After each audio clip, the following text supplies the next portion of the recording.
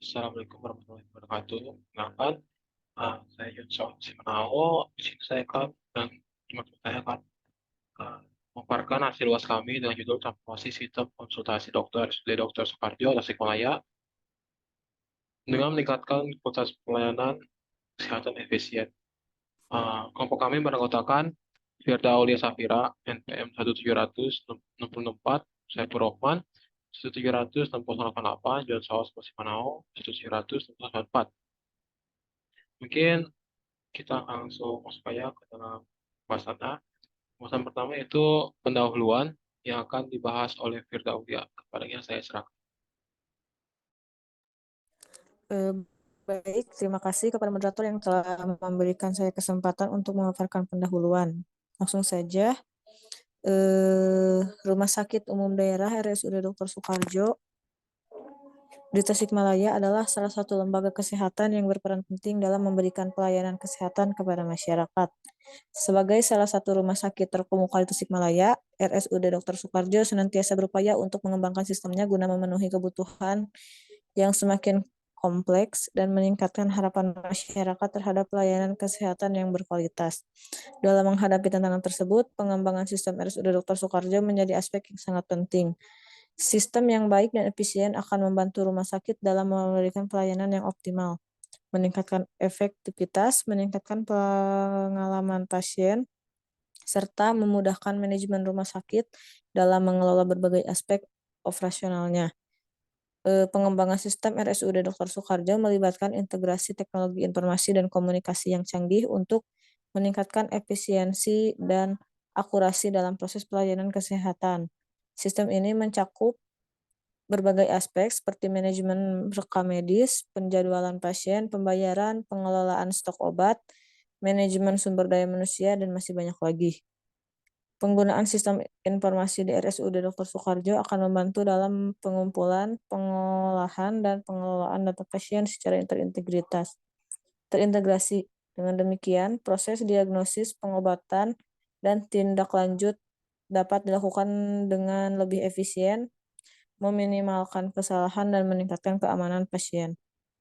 Dengan itu, kami menciptakan pelayanan berbasis online untuk meningkatkan efisiensi dan kualitas pelayanan. Pasien dapat mengakses informasi kesehatan mereka secara online, membuat janji temu, berkonsultasi dengan dokter melalui telekonferensi, atau mengakses hasil tes secara elektronik. Hal ini akan mempermudah pasien dalam mengakses pelayanan kesehatan, terutama bagi mereka yang tinggal di daerah terpencil atau memiliki keterbatasan fisik. Dengan pengembangan sistem RSUD Dr. Soekarjo yang baik, rumah sakit ini dapat menjadi pusat pelayanan kesehatan yang efisien, berkualitas, dan berorientasi pada pasien. Pelayanan yang terintegrasi dan inovatif akan membantu meningkatkan kesejahteraan masyarakat Tasikmalaya dan sekitarnya. Sekian yang dapat saya sampaikan. Mohon maaf bila ada kesalahan. Saya kembalikan lagi kepada moderator. Baik, terima kasih pada Firda rasanya. Sekarang kita akan masuk ke pesan yang kedua yang dibahas oleh saya sendiri. Yang pertama itu analisis permasalahan. Dalam analisis permasalahan, dilakukan pengumpulan data dari identifikasi masalah yang ada di RSUD Tasikmalaya. Beberapa masalah yang diidentifikasi antara lain antrian panjang, proses pendaftaran yang lambat, pengolahan data yang masih manual, akses terbatas terhadap informasi medis, dan pengelolaan obat yang belum efisien. Untuk proses ACC sendiri, di sini ada yang pertama itu pasien datang ke rumah sakit dan mengikuti pendaftaran secara manual. Tugas pendaftaran menginput data pasien ke sistem melalui komputer. Pasien diberikan nomor antrian yang disuruh panggilan. Lalu pasien akan dipanggil si nomor antrian. Pasien bertemu dengan dokter dan dengan dokter untuk konsultasi. Eh, Dokter mencatat riwayat medis dan hasil pemeriksaan secara manual. Lalu pasien membawa resep ke apotek untuk membeli obat dan eh, apoteker, di sini apoteker akan mencari obat yang ada, lalu pasien akan membayar obat dan menerima hasil pembayaran. Dengan penggunaan bisnis yang seperti saat ini akan menyebabkan antrian yang panjang, serta pasien yang jauh harus menuju rumah sakit untuk konsultasi dengan. Untuk proses studinya yang diusulkan dengan proses sistem konsultasi online akan seperti ini. Pertama itu pasien akan memilih formulir pendaftaran konsultasi dengan dokter secara online. Lalu data pasien langsung terinput ke sistem dan nomor transaksi diberikan.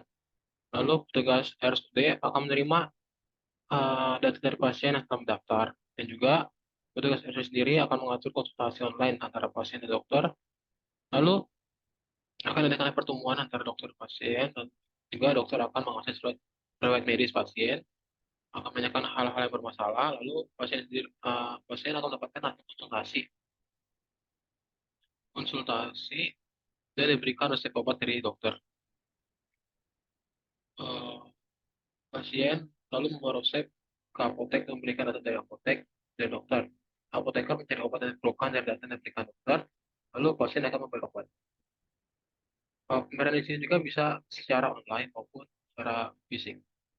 Dengan adanya sistem konsultasi online, manfaat yang dihasilkan adalah mengurangi waktu tunggu pasien dengan pendaftaran mandiri, meningkatkan akurasi data pasien dengan ikut langsung ke sistem, meningkatkan efisiensi dengan akses elektronik ke riwayat media pasien, mengurangi kesalahan catatan dengan mencatat hasil dan resep, meningkatkan efisiensi dengan sistem informasi obat, lalu mempercepat proses pembayaran. Untuk metode pemahaman sistem sendiri, akan saya bahas juga, saya jelaskan. Software Development Life Cycle atau SDLC adalah atau siklus hidup pengembangan perangkat lunak adalah satu pendekatan terstruktur yang digunakan untuk mengelola proses pengembangan perangkat lunak mulai dari tahap perencanaan hingga migrasi dan pemeliharaan. SDLC juga membantu dalam memastikan pengembangan perangkat lunak dilakukan dengan terstruktur, terdokumentasi, dan sesuai dengan kebutuhan bisnis. Analisis kebutuhan tahap ini melibatkan identifikasi dan guna masalah yang perlu diselesaikan dan tujuan proyek perangkat lunak. Dilakukan analisis mendalam untuk memahami kebutuhan pengguna dan persyaratan yang harus dipenuhi perangkat lunak. Perencanaan. Pada tahap ini, perencanaan proyek dilakukan dengan mengidentifikasi sumber daya, anggaran, jadwal, dan risiko yang terkait dengan pengembangan perangkat lunak.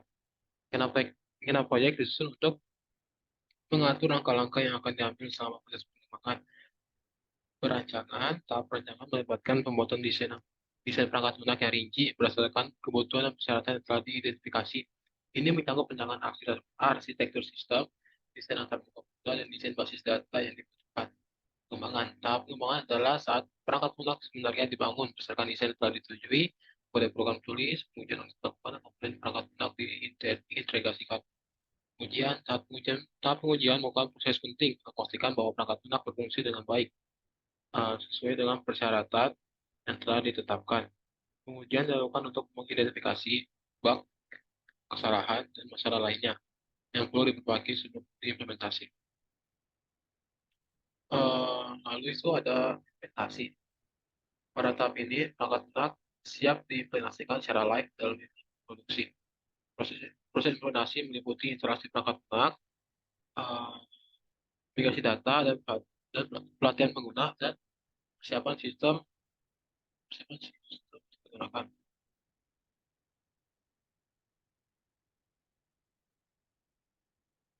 Lalu pemeliharaan. Setelah implementasi, perangkat lunak memasuki tahap pemeliharaan. Ini melibatkan pemantauan, pembaruan, perbaikan perangkat lunak untuk memastikan kinerja tetap optimal seiring waktu. Pemeliharaan meliputi penyelesaian masalah, peningkatan personal, dan perubahan yang diperlukan. Lalu sini ada hasil sistem yang nanti akan berupa prototipe yang mencakup modul pendaftaran pasien, sistem proses medis, dan sistem informasi obat. Prototipe ini akan melibatkan kolaborasi antara tim IT, tenaga medis, dan tim rumah sakit, memastikan sistem yang dikembangkan sesuai dengan kebutuhan dan harapan. Mungkin cukup sekian dari saya. Lalu bab selanjutnya akan dijelaskan dipaparkan oleh Saiful. Pada Saiful akan saya serahkan. Baik, terima kasih kepada moderator yang sudah memberikan saya waktu untuk menjelaskan bab penutup. Di sini ada bagian simpulan. Dalam laporan ini telah dibahas mengenai pengembangan sistem di RSUD Dr. Soekarjo Tasikmalaya. Rumah sakit ini bertujuan untuk meningkatkan kualitas pelayanan kesehatan dengan mengimplementasikan sistem yang efisien dan inovatif.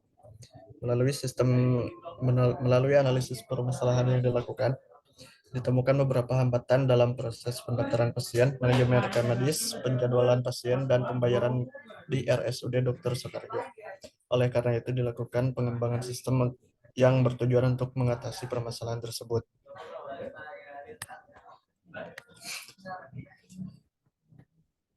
Hasil pengembangan sistem di RSUD Dr. Soekarjo mencakup implementasi sistem pembayaran online, penggunaan sistem manajemen rekam medis elektronik, penjadwalan otomatis, dan pembayaran elektronik. Dengan pengembangan ini, diharapkan pelayanan kesehatan menjadi lebih efisien, keamanan data pasien terjamin, dan pasien dapat mengakses pelayanan dengan mudah.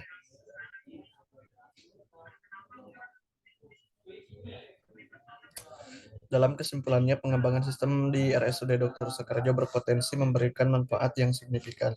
Penerapan sistem ini dapat meningkatkan efisiensi operasional rumah sakit, pengalaman pasien yang lebih baik, dan pelayanan kesehatan yang berkualitas.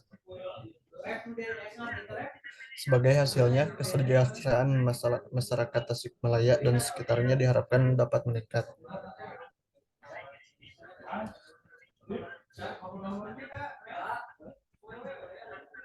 Selanjutnya ada bagian rekomendasi. Berdasarkan penelitian dan pengembangan sistem yang telah dilakukan, beberapa rekomendasi dapat diajukan. 1. Melakukan pelatihan dan sosialisasi kepada staf rumah sakit mengenai penggunaan sistem baru untuk memastikan pemahaman dan adaptasi yang baik. Nomor 2. Melakukan evaluasi dan pemantauan secara berkala terhadap kinerja sistem yang lebih diimplementasikan untuk memastikan keberlanjutan peningkatan kualitas pelayanan. Baik, sekian saja penjelasan dari saya mengenai bab penutup. Saya kembalikan kepada moderator. Oke, terima kasih kepada Saiful. Mungkin sekian yang dapat kami paparkan. Kurang lebih mohon maaf. Wassalamualaikum warahmatullahi wabarakatuh.